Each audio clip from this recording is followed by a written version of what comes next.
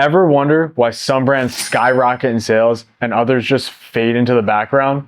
Would you believe me if it wasn't something magic in the creative or a fancy product page, but it was really 4 essential keys to actually growing the business? Think about it. You have a great product. Maybe you even do $1 million in sales already, but you just can't grow as fast as you want to.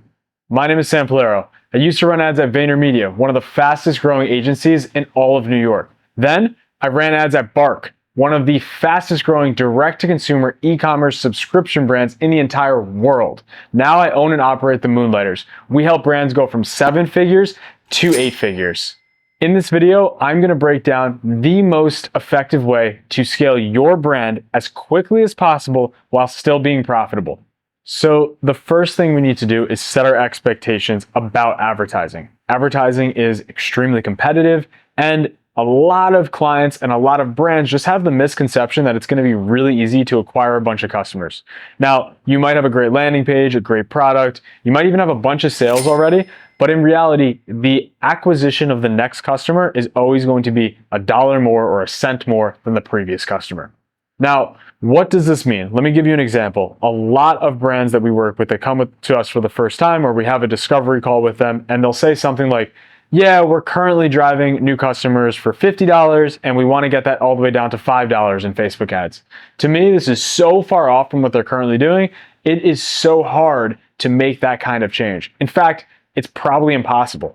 So what we want to push towards every single brand is the break-even strategy. Now, this does not sound sexy, it does not sound fun, but it is literally the fastest way to grow without going broke. So what is the break-even strategy? Basically, it's exactly like it sounds. You take your total cost to acquire a customer, you implement your margin into that, and you get how much you need or how much the maximum you can spend to actually acquire a customer. Simple example, if you have 50% margins on your product and you sell a product for $50, you take 50% margin, which would be $25. If you acquire a customer for $24.99, you are breaking even, you are making 1 penny on that customer. You're gonna make all your money on the lifetime value of that customer. So it now becomes your job to focus on retention, to get them to come back over and over and over again. And the only way you can do that truly is with a very, very good product. So I want you to think about this on a long-term scale.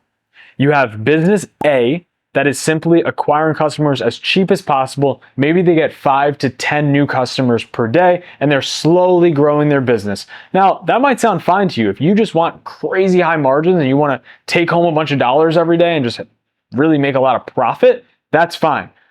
But think about customer B. This customer says, for the first X years of my business or X months of my business, all I'm going to focus on is growing this company as quickly as possible. And growth to them just means breaking even for every single new customer. So instead of 5 to 10 customers a day, they might actually be able to acquire 50 to 100 customers a day at the same time frame per day.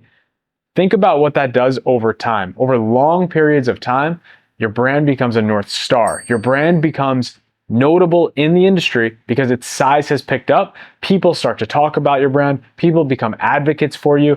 All of a sudden, you go from a scenario where you need to spend dollars and dollars every single time to advertise and to acquire new customers, when now you set yourself up where people are working for you. People are your advocates because you are actually selling a very, very good product to a scale, to a lot of people.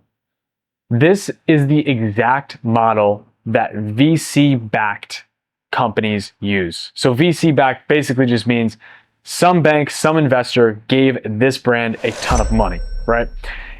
If a brand or a startup is venture-backed, VC-backed, they usually have a lot of money to use and implement this break-even strategy. When they're implementing this strategy, all they care about is acquiring the next customer for the same price as the previous one, right? They know that if they acquire, we use that $50 example we used before, they know if they just keep acquiring customers for $25, when they look back a year, 2 years, 3 years from now, customers are going to repeat over and over and over again. They're going to be advocates for their company and they're going to grow rapidly fast. Okay, so all of this sounds pretty basic and honestly pretty great on paper. But how do you actually measure it? How do you measure all the parts of your business and push it into this break-even strategy, right? Because you're running Facebook ads, you're running Google ads, you might be posting organically on TikTok, maybe you have an Instagram page, you're doing a lot of things, you're running pop-up events, whatever you're doing in your business, you know that it impacts more customers coming to your door and ultimately purchasing on your site. Now, there's one metric that actually matters here. It is your blended ROAS. It is the most simple metric in all of advertising and e-commerce. It is how much you spent and how much you made. So it's literally revenue divided by spend. You need to know what that number is for you to be profitable. And here's how you get to that number. It is the same formula as we used before. It's very simple. If you are a business that has a 50% margin and you sell a product for $50, just like we did before, you then spend $25 on the cost of product, all in. You can now acquire a customer for 25 bucks.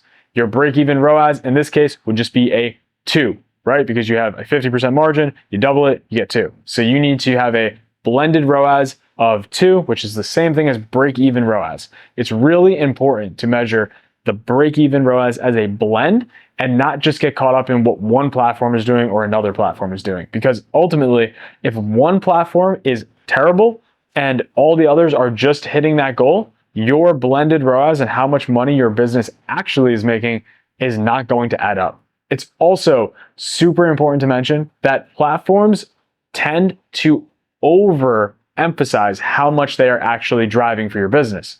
So who cares what Facebook says? Who cares what Google says? What we really, really care about is how much money did the business actually make? All right, taking a step back, we are going to actually set our expectations and have reasonable goals. We're not going to pretend that one creative or one different landing page or, I don't know, a good headline is all of a sudden going to change our entire business. It's not reality, and we have to be realistic in business. The next thing we're going to do is implement that break-even strategy. We look at what is the blended ROAS for the business. Okay, so the icing on the cake. Whenever you are over your blended ROAS or your break-even ROAS, all you have to do now is scale.